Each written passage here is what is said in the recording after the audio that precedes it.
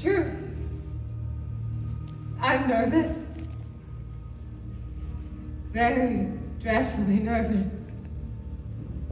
But how can you say that I'm mad? Listen. Listen.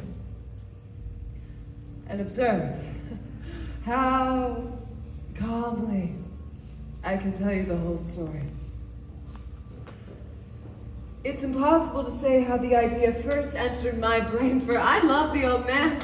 He had never wronged me. No, I think it was his eye. Yes, that was it. He had the eye of a vulture. A pale blue eye with a film over it, and whenever it fell upon me, my blood ran cold. And so, I made up my mind to take the life of the old man and thus rid myself of the eye forever. Now you think me mad, but you should have seen me and how wisely I went to work. I was never kinder to the old man than the entire week before I killed him. Every night, about midnight, I would open the door to his chamber so gently, so as not to disturb the old man's sleep.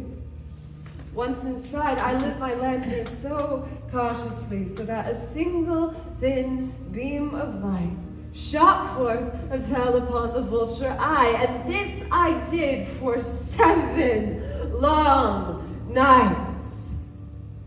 But I found that the eye was always closed, and so it was impossible to do the deed, to kill the old man and his evil eye. Upon the 8th night, I was more than usually cautious, but he must have heard me, for he moved on the bed suddenly as if startled. Not a second or two passed before he sprang up in bed, crying out, "Who's there?" I kept silent and still.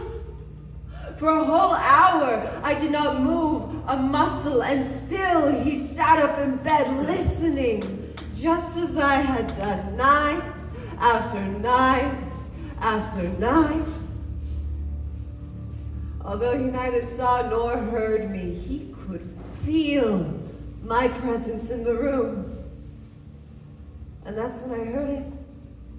The sound of the old man's heartbeat grew quicker and quicker and louder and louder. The old man's terror must have been extreme, and still his heartbeat grew louder and louder and louder. I thought his heart must burst. And then a new fear seized me. The sound would be overheard by the neighbors. No. The old man's hour had come. With a loud yell, I threw open my lantern and leapt into the room. The old man shrieked once only. In an instant, I dragged him to the floor, and I pulled the heavy bed on top of him. The heart beat on for several minutes. A low, dull, muffled sound. And then it ceased. The old man was dead, and his eye would trouble me no more. Now, if you still think me mad, you'll think so no longer when I describe to you the wise precautions I took in the concealment of the body. I worked hastily but in silence as I dismembered the corpse. I then took up 3 floorboards and placed the body underneath. I then replaced the floorboards so carefully, so cleverly, so that no human eye, not even his, could detect that anything had been done. At the 4 a.m. hour, there came a knocking to the street door, and I went down to answer it, for what did I now have to fear? There entered 2 men who identified themselves as police officers. A shriek had been heard by the neighbors in the night, and they had been sent to search the house. Again, I smiled, for what did I have to fear? I assured them the shriek had been my own in a dream, and the old man, I said, out of the country. I invited them in and bade them search. Search well. At length, I led them to the old man's chamber, showed them his treasures, secure, undisturbed. In the enthusiasm of my confidence, I brought 3 chairs in the room, and my own I placed on top the 3 boards. The officers were satisfied. My calm manner had convinced them.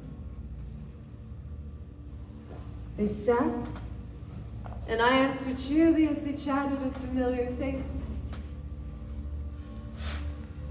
But not after long I felt myself grow pale, and I wished them gone.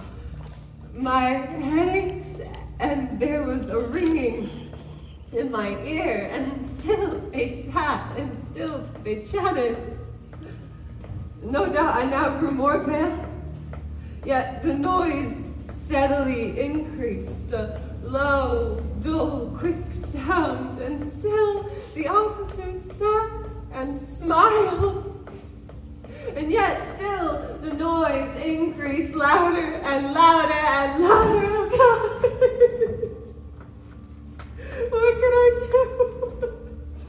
Still the heartbeat grew louder and louder and louder. Was it possible that they heard it not?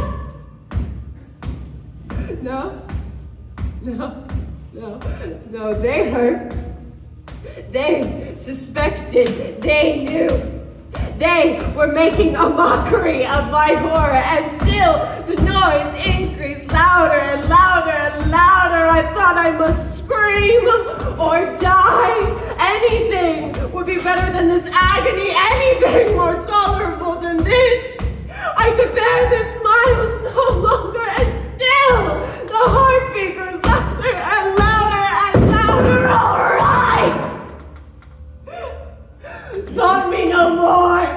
I admit the deed here.